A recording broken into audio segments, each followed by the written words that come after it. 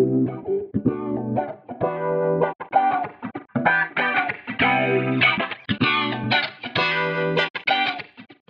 right, this is Andy McNeil, and this is another version of Free Arkansas Podcast, and I'm here with my co-host today, Matt Duffield, and we're excited to have Hugh McDonald, who's the Secretary of Commerce for the state of Arkansas, just to tee up the burning platform.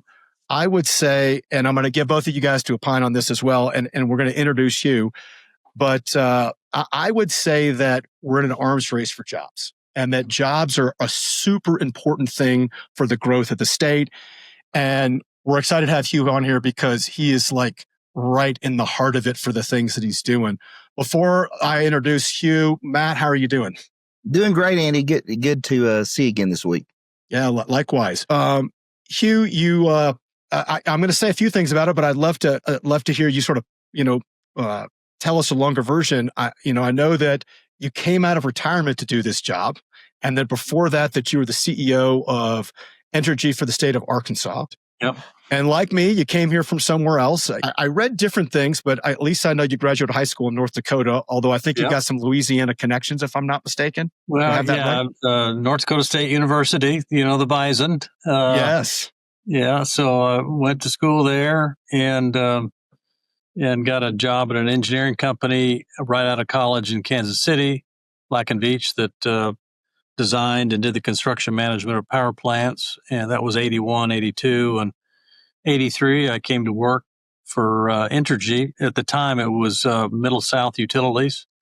And for the whole purpose to get some field experience and get my boots on and get dirty and climb around on pipes and valves and structural steel as power plants were planned to be built at that point in time. And the one I came down to Louisiana for never got built. So I got my boots and I'll get my field experience at the nuclear plant, Waterford 3, right upriver from New Orleans. And, my wife and I went down there before we had any kids, and we thought we were going to be there for 5 years, and 5 years turned into a 34-year career, and lived in Arkansas, Louisiana, Mississippi, and Texas, and the last 16 being in Arkansas, and we retired here. Now, all my kids two of my three kids are back here, and now I have a granddaughter in Bentonville. So we're Arkansans for sure. I have the same sort of story where I didn't grow up here, but wherever I go in the United States and when I travel around, I just say I'm from Arkansas, just because I've lived here for so long. And I love the idea that I chose where I wanted to live because of all the good things about it. Before I jump into the Secretary of Commerce, I am curious about your perspective on power. And maybe this also encompasses what you're doing today. But I'm curious just about power generation, in terms of what you think about what's going on in the United States. I hear a lot of different statistics, but I'll just give you one. So I'm sure you're familiar with the Stargate project in Abilene, Texas, where they're going to put $100 billion into the facility. And it's OpenAI, it's Oracle, it's SoftBank, and MGX, which is the sovereign wealth fund out of Abu Dhabi. It's going to consume a gigabyte a day. I think, if I'm not mistaken, you probably have this better than me. I think Arkansas only, consumes 5 gigabytes a day. Do I have that around right? It's more than that. Entergy, Arkansas has gigawatts. Gigawatts. I'm sorry. Of course, gigawatts. Yes. Its peak, at least when I was there, its peak capacity was about 5,500 megawatts or 5.5 gigawatts. Okay. And the state as a whole, I don't know what it is now, but Entergy used to serve about, in Arkansas, about 52% of the customers and most of the big industrial users. So they serve well over half of the total load, total demand. So I'm guessing, and so these numbers won't be right, but maybe order of magnitude, Arkansas might have 8 gigawatts of total demand, 8 to 9 gigawatts of total demand, something we can check. Well, I'm just curious if you have a view that given where AI is going, I'm sure you've used AI tools, and once you start using them, it's hard to stop. Are we prepared? I mean, should we have more power generation capabilities in the state? Well, I think the answer to that is I think we're as prepared as we can be. When I retired, AI was not even on the screen. Data centers was not even on the radar. Right. And we were in a good position with our generation portfolio. We had acquired some natural gas plants at cents on the dollar that were built by third-party developers that decided to exit the market. And it was a really good decision for the company. And most importantly, it was a good decision for the customers to purchase these power plants. They're still operating today. They're natural gas combined cycle turbines. And within the last 3 years, especially maybe the last 2.5 since I've had this job, the forecasted demand for power has just gone off the roof. Data centers, number one, but a lot of reshoring. A lot of reshoring of manufacturing. Our power prices, our power costs are lower, much lower than the national average in Arkansas, which is an advantage. We also have some coal plants, 3,200 megawatts of coal plants retiring in 2028 and 2030 are the dates. And so the utilities, the co-ops, Entergy, and some municipal utilities who all own a share of those coal plants are preparing to, how do they replace that capacity today? So a lot going on. The legislature, with the governor's support, really heavily supported a legislation this last session to, and Matt, you remember this. It's now Act 373, but with all these economic development projects that are happening now, there's so many of them that have very large load, very large power demands, and they're not all data centers, but they're big manufacturing entities, and these customers are demanding a lot of power, and they want their decisions to be made quick. And what I tell people, that when people say, well, we never required this regulatory structure that the legislature passed historically, why do we need it now? Well, for the past 30 years, basically, we've been living off the excess power capacity that was built in the 70s and 80s with the coal plants and the nuclear plant primarily. So we didn't have to add an incremental power plant when a new 100 megawatt customer came along. In fact, 100 megawatt customers over the past 30 years have been very few and far between. Right. So now we're in a position, all that excess capacity that was built in the 70s and 80s has pretty much been used up. So a new data center comes, or a new 100 megawatt aerospace defense, for example, they may show up. The first thing they ask is, do you have the power? And so this legislation that Matt supported, I assume you supported that, Matt, was built, or was created so the utilities could act quicker. The regulatory process shrunk that from 18 months to 6 months, and the utilities could get their costs, start recovering their costs sooner, rather than what has been done the last 50 years. They can't recover their costs until the project was actually in service. And the way the regulatory mechanism works is effectively they put it on their balance sheet, and there's a lot of, they call allowance for funds used during construction, so that interest builds up over time. And then when the power plant goes in service, they put it all in rates. And that is, frankly, it's a more expensive, it's a more expensive solution for customers long term for that project. Interesting. And so anyway, and I want to talk about 373 for sure. Let's just talk first about, and then Matt, I'm going to turn it over to you here, but just to describe what the Department of Commerce is. So this is a multi-part question. So I know that in your capacity as the CEO of Entergy Arkansas, you were involved in many different things, including way back when I understood you were on the Blue Ribbon Commission with Governor Huckabee at the time. Which, by the way, I find that whole fascinating because I've got a lot to say about that. You're going way back. Yeah. Because it was interesting because I thought he was doing the right thing. It was very difficult to sell his ideas, but I thought he had a lot of really good points back then. But Can you tell us a little bit about transition into helping with government? And then there's a lot to say about the Department of Commerce, but let's just start with why does it exist and what's its purpose? So kind of a two-part. And then Matt, why don't you jump in with a few things? Yeah. So I arrived January 2023, reporting to Governor Sanders.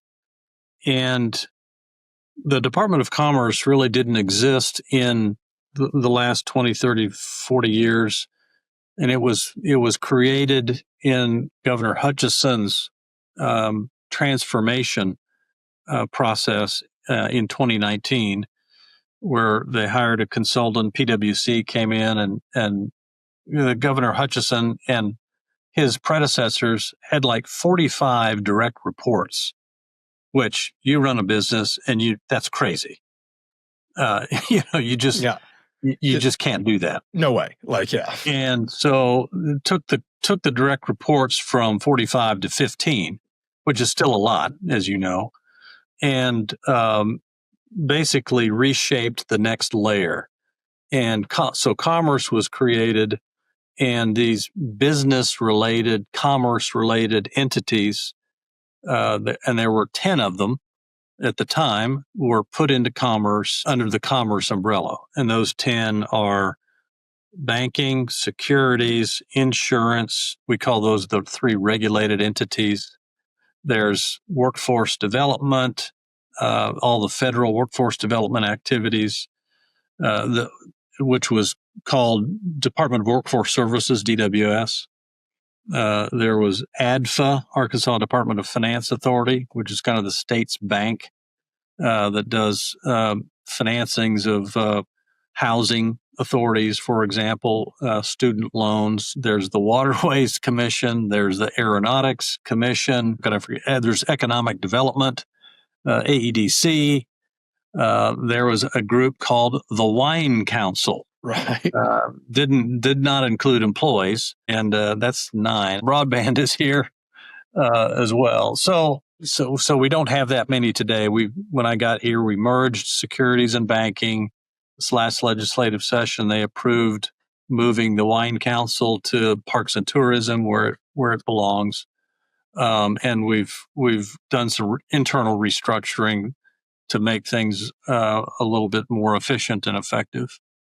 I can't take credit for this because Matt came up with this, but I thought this was great. When we were looking at all the things that are inside what you're responsible for, Matt said, we should really call you Hugh McDonald just because you got this huge job. It's effectively all the economic development, all of the workforce services, not all, but a ton of regulation and oversight, and a lot of infrastructure and aviation. That's quite a bit. And I loved the mission statement. I'll paraphrase it, but, basically championing the creation of jobs in the service of many things, but also for improving the quality of life for Arkansans. And I thought that was pretty cool. And so, Matt, what are you interested in? Well, there's Hugh, that you've done so much. The negative is we only have 30 minutes to discuss all these things. Andy, I'd like to go back on the issue of power. And Hugh, the session before last, crypto mining was a hot topic. Yeah. And now we have the data centers. And I'm not sure what your level of expertise is on that and digital currency and that coming into our state. None. We had some issues up in some communities with some noise. What's your thoughts on the potential downsides to crypto mining facilities, data centers? Maybe what's the difference between the two as far as the pros and cons coming to Arkansas, and kind of just what your personal and professional thoughts are on that?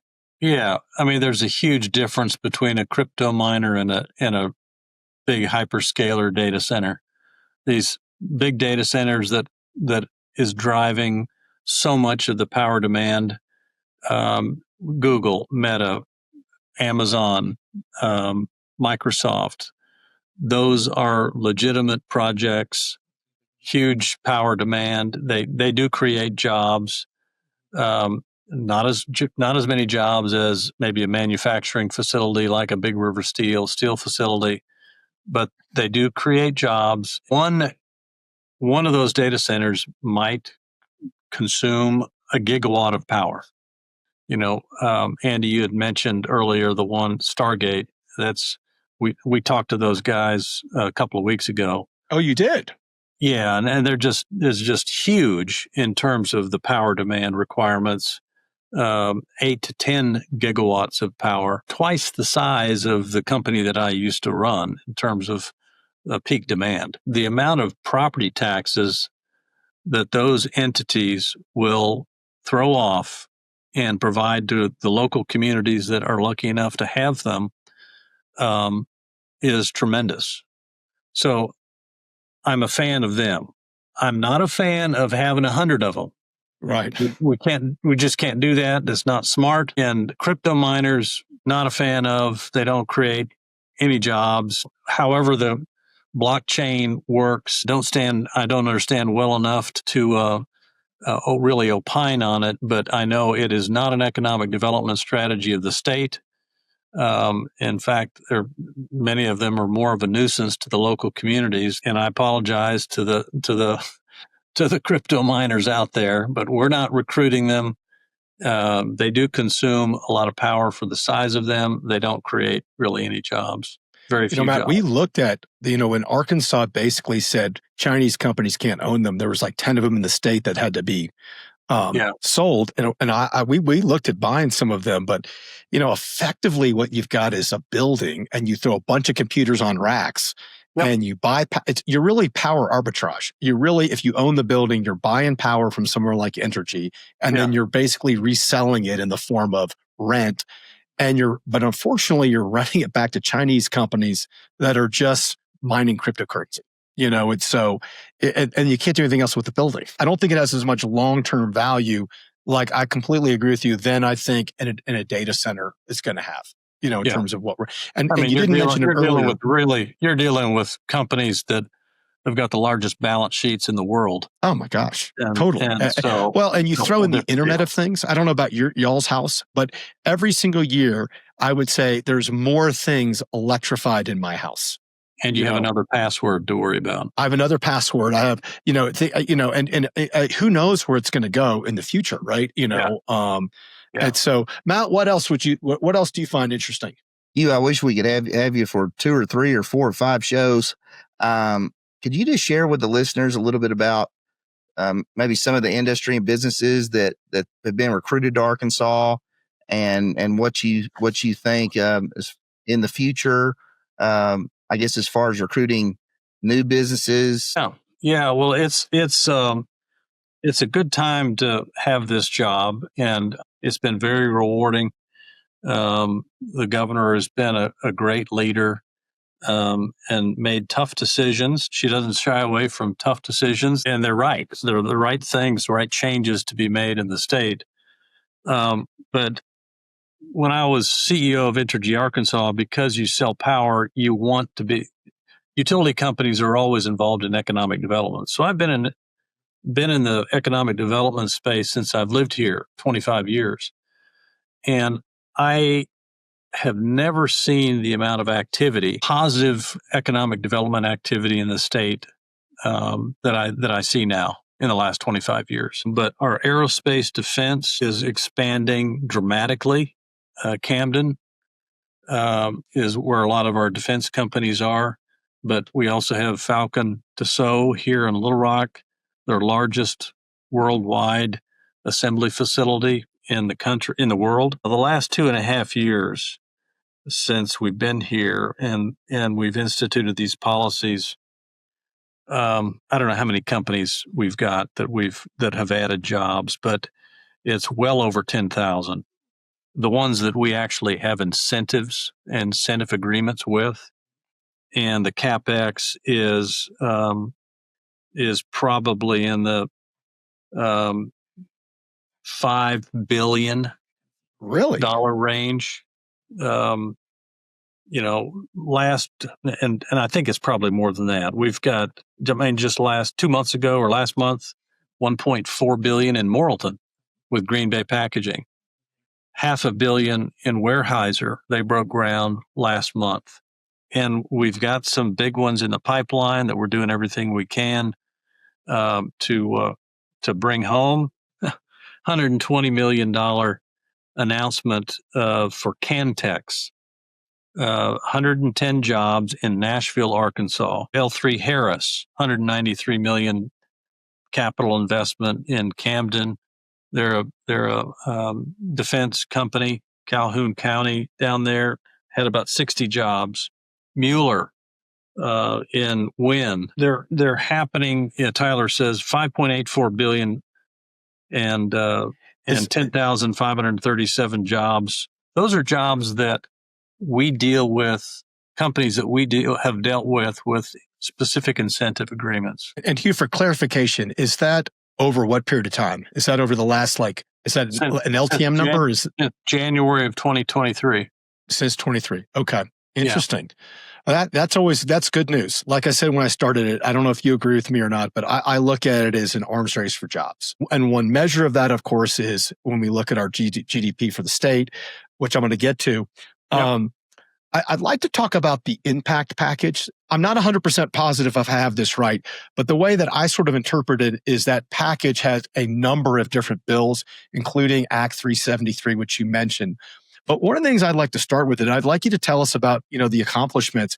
How does that start? Where does it go from concept to creation? Is that something where you're sitting around the room with, guys like me and Matt, and we say we need X, Y, or Z, or is it coming out of your office? How does that happen? Well, it started with when I got here, the state had really not made a strategic play in terms of updating our economic development incentives from kind of cradle to grave. And I'm not saying we did cradle to grave update in this last session, but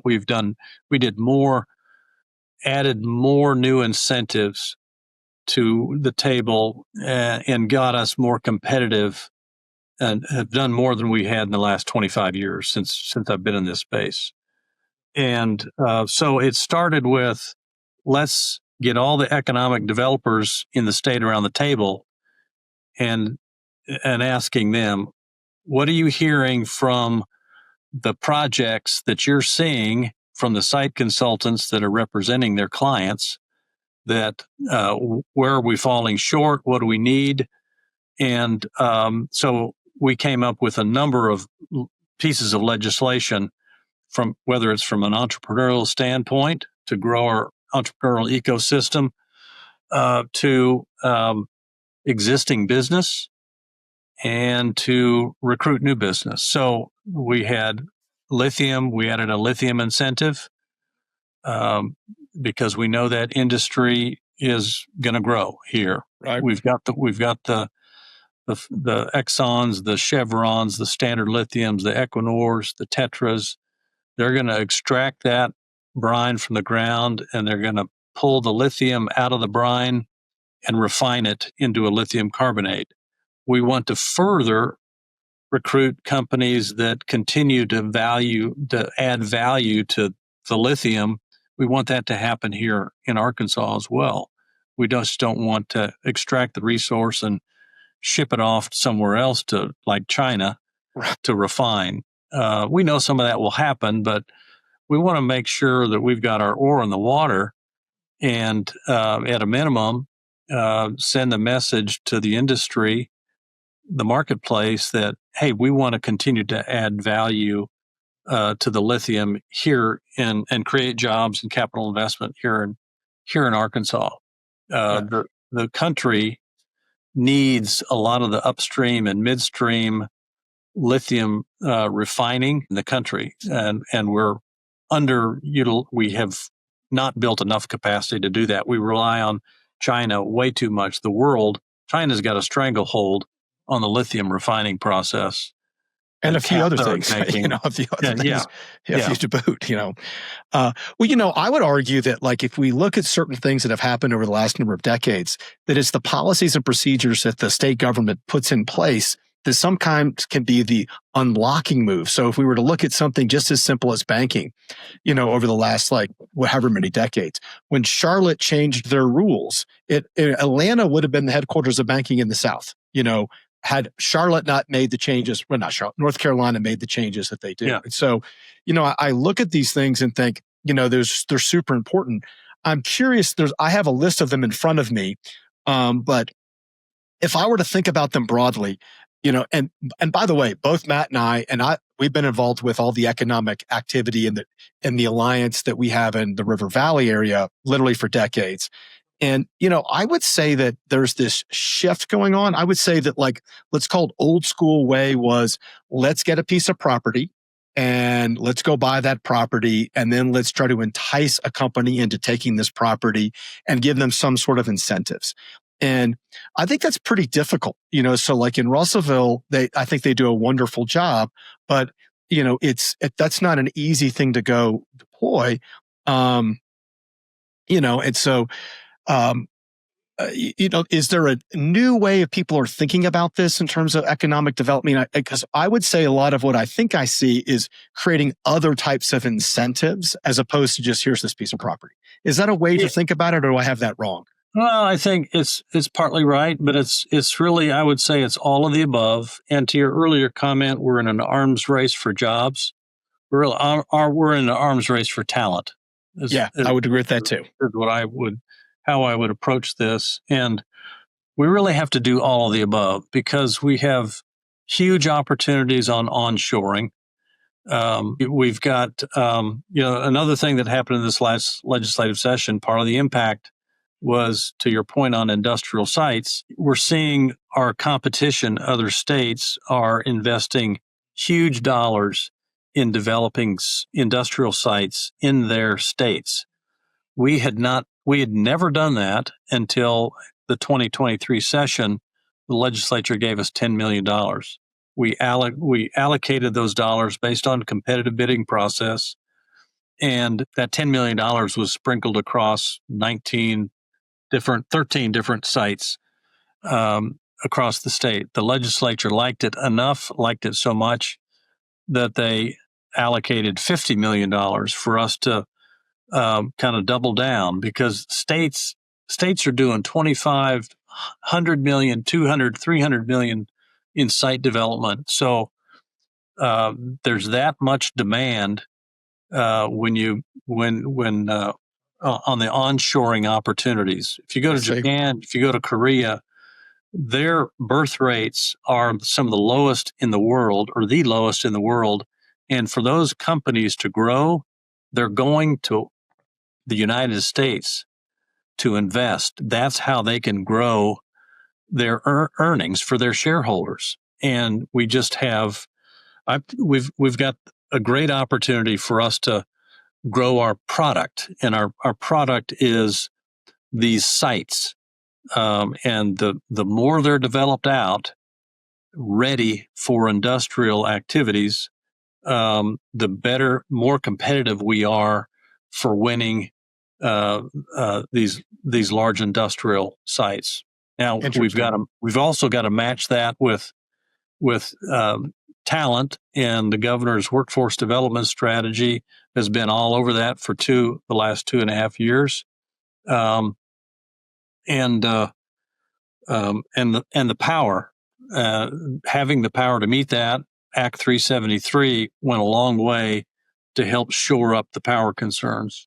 Is there anything that you wanted to get done that you didn't get done? We got everything done that we wanted to. Yeah, I think I'm trying to remember. There was a couple of internal things that really don't make a big difference, but from a big external facing policy making for economic development, supporting entrepreneurialism, supporting industrial development, we got everything done that we wanted to get done. And the governor was a huge support in that. And And of course, you can't get it done if you can't convince the legislators. You got to get Matt to vote for it, Yeah. right? So Matt, I mean, like maybe, well, I guess this is for both of you. The economic development districts. I guess it's going to be an amendment next. I guess the November of 26. Is that when it would go on the amendment? Constitutional amendment that will go before the voters in November 26. Yeah. Did that come out of your office as well? Actually, it did not, but we supported it strongly. Lieutenant Governor was a big supporter of it and had a group of lawyers and developers that were working on that for many months prior to the session. So Senator Dismang picked it up. Howard Beatty, Representative Beatty, also picked it up as sponsors. And this, I believe, will be another huge tool in the economic development toolbox for local communities to be able to develop these local economic development Interesting. districts. Yeah, I know that Breanne Davis, who's our state senator, is very much behind it. I haven't done a deep dive yet in it, so I don't know all the different aspects, but I know that she was a pretty big fan of it. Matt, what you got? My next question, Hugh, I guess is kind of more of a personal question for you. When we're growing up, we always go around the classroom and say, "Hey, what do you want to be when you grow up?" Did you think when you were a kid that this is the position you would be in life, and that it would take you from being CEO of Entergy and from an engineer to that and to where you are now? Was this a plan you had when you were younger, or? Never in my wildest dreams. I really early. I probably wanted to be an architect first because I would always draw house plans and building plans, and when I got old enough to think about college, I realized that took 5 years of college, and I said I don't need to do that. So I went into construction management, thinking that I would be building things like travel the world and build high-rise commercial buildings, and wound up working for an engineering company that built power plants. And that's how I got into the power industry. I tell the students and kids, never say never. You never know what life's going to give you, throw at you. And, I've been very fortunate and grateful that I've had the opportunities that I've had. Well, Hugh, I appreciate all the effort you've put in your position and before that in all your different ways, and look forward to working with you to help continue to grow Arkansas and keep the jobs coming and keep everything rolling in the right direction. Thank you, Matt. I'm curious, as we look forward, I'm just curious what you think, what you see in the horizon. And let me just tee up some things. I think that in your website actually tees some of this up. I think there's some things that Arkansas is doing really well. I mean, you guys point out that what is called rich state, poor states that, rank the economic outlook, has Arkansas in the top 10. I went and looked at all the math behind that. It really has more of a tax bent to the whole thing, which I completely agree with. So I think that there's a lot of positive things we've got going on, but I still think there's lots of challenges that we have, whether it's related to statistics we like or we don't like. So, we recently were talking with Troy Wells, who runs Baptist Healthcare, and he was talking about the various, just simple things like 70% of our counties don't have enough primary care physicians, or when we were talking about crime and we talked to various people about crime, we rank very high on crime, as you know, and violent crime. It's very isolated, but nonetheless, and I'm curious when you're out there talking about Arkansas, whether out there to the world or whether it's an internal meeting about things we've got to do, we have challenges in education, child well-being, health, crime. What other areas do you look at and say these are some of the things that are holding us back? And then like broaden from that. How do you see the next number of years going? Because I think we're at this inflection point where Arkansas can do some great things, and even being led by Northwest Arkansas, because there's a lot of people moving to Northwest Arkansas. It's a crown jewel of the state for sure. Yeah. Well, I know we have some of those challenges that you mentioned, but so does every other state and every other big city. And I've sat in a lot of meetings the last 2.5 years with CEOs and talking about Arkansas, and they have never, I've never heard a single question or a concern about crime. It's, do you have the power? Do you have the workforce? Do you have the sites available? And I know that's not it, because the governor has made quality of life and the outdoors a big initiative for us with the Natural State Initiative. And that's picking up traction. We're actually, I was in a meeting today about our talent attraction campaign that we're working closely with the Parks and Tourism, Parks and Tourism has got years of incredible content about how beautiful this state is. And the governor is doubling down on the outdoor recreation part of the state, whether it's from biking, hiking, camping, golfing, you name it, fishing, hunting, and really trying to bring a spotlight on all the opportunities, like rock climbing, for example. Yeah. That was in the news recently. We have round the clock, 4 seasons worth of outdoor recreation opportunities, and people are beginning. I just feel like people are beginning to notice that,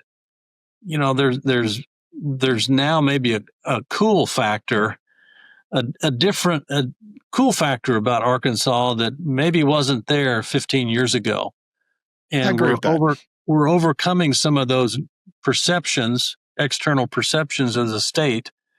And, we've had, as a percentage of population, had in the top 5, and I think 2024, number 1 state as inbound movers moving to the state.